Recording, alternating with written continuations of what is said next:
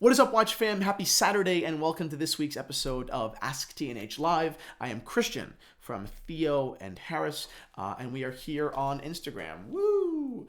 You could follow us on Instagram at Theo and Harris. That is where we host our live videos. I highly recommend it. It is the medium with the most watch porn.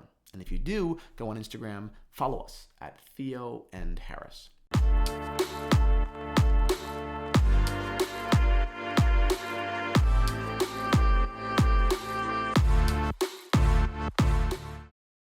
All right, before we get into it, a quick wristwatch check. I am wearing a beautiful white gold Rolex Day-Date reference 1803. It flies way under the radar, almost 2 under the radar, with a white gold bracelet. It's a little bit more, noticeable and flashy, but on a strap, this is a very subdued watch. But I love it. I really do. I think there's something so cool about it. All right, cool. Good question. Do textured dials add or take away from a dial's dressiness? Good question. I don't know if they take away from the dressiness of the watch, but I think they make them much more beautiful. I think that texture is a tremendous variable in both watches and in clothing that goes very much so unnoticed. People go to color quickly, they go to design quickly, but texture is huge. Texture is huge. I definitely think that you guys should look out for texture stuff. Seriously, vintage Rolex Datejust with honeycomb dials. I mean, they're so valuable. You can't touch them. If you were buying, vintage honeycomb Datejust 10 years ago, you made hundreds of thousands of dollars.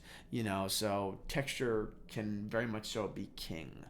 All right, cool. Thoughts on the Tag Heuer Alec Monopoly watch? Great question. I think that it's amazing that Jean-Claude Biver, someone who looks like he would never even be in the same room as Alec Monopoly, is utilizing Alec Monopoly.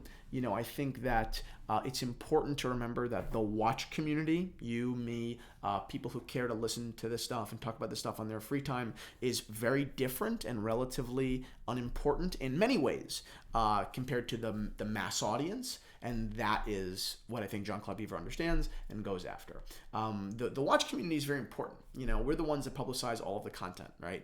But you guys, the consumers here, are in a real bad, middle ground that you're not going to really be catered to by someone like Jean-Claude Biver. Why? Because you're a very informed consumer, and informed consumers are obviously, dangerous. The more questions a consumer asks Jean-Claude Biver, the more, he has to spend on development, right? So if a consumer knows the difference, or the consumer knows a value of X, he can't overcharge for X because he knows they're going to see right through it, right? If a consumer, you guys get my point. But when you're talking to the mass market, they just have no idea, right? And that's kind of, not to say that he's taking advantage of people, but that is understandably where Jean-Claude Biver is going with the Alec Monopoly collaboration. Alec Monopoly has got nothing to do with the watch community. Who the gives a shit about Alec Monopoly in the watch community? Nobody, but Jean-Claude Biver understands that he's not talking to you guys, he's talking to the rest of the world. How do you think Hublot has had such massive success? Not because of their watches, by and large. It's because the way that they've spoken to everyone else but the watch community. Hublot doesn't talk to us. They really don't. When's the last time Hublot made a watch for the watch community? They make collaborations with Jay-Z and with Berluti, and with Black Jaguar, White Tiger. I mean, they go for the mass market. So that's good for them. I just think it's funny. But let's get into Swiss watch exports really quickly. I think it's important. What? Yeah, what are you gonna come in? Rolly just stopped by. We're gonna record Liquor Run. I'm Rolly. What's up, guys? What is up, Watch fam? We're gonna do a Liquor Run in a minute. Do you bring the wine? Oh, jeez. No. Yes. Back to Swiss watch exports. I think that it's really interesting. So for the second month in a row, I believe, Switzerland has announced an increase in watch exports out of Switzerland. I think that they were massive increases in Asia.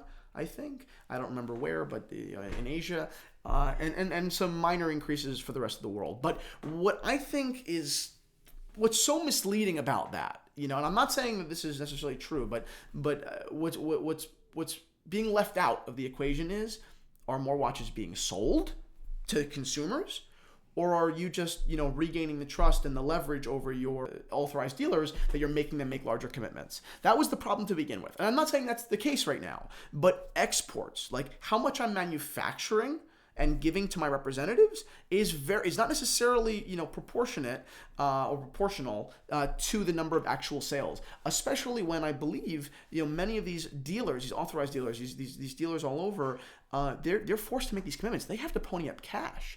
They're not just showrooms for watches, right? I mean, it's very interesting. So we'll see. I mean, are these upticks in exports reflecting actual sales increases?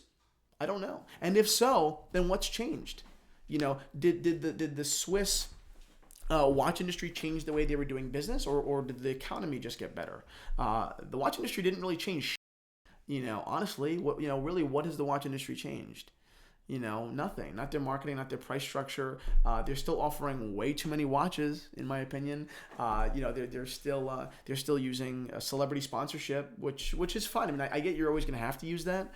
But at a certain point, when is the watch industry going to catch up to other industries, that are speaking, to people, very, very intently? I don't know. I think that the Swiss watch industry is probably going to put Band-Aids on this problem forever, until there's an absolute, catastrophic explosion. So that's what I think. I don't think that these upticks are signs of good health. I don't. Sorry. I'm Chicken Little, man. The sky is falling. That's it, guys. Thank you so much for watching. Hope you guys have a wonderful weekend, wonderful Saturday. I will see you guys all on Monday on this week's Rant TNH.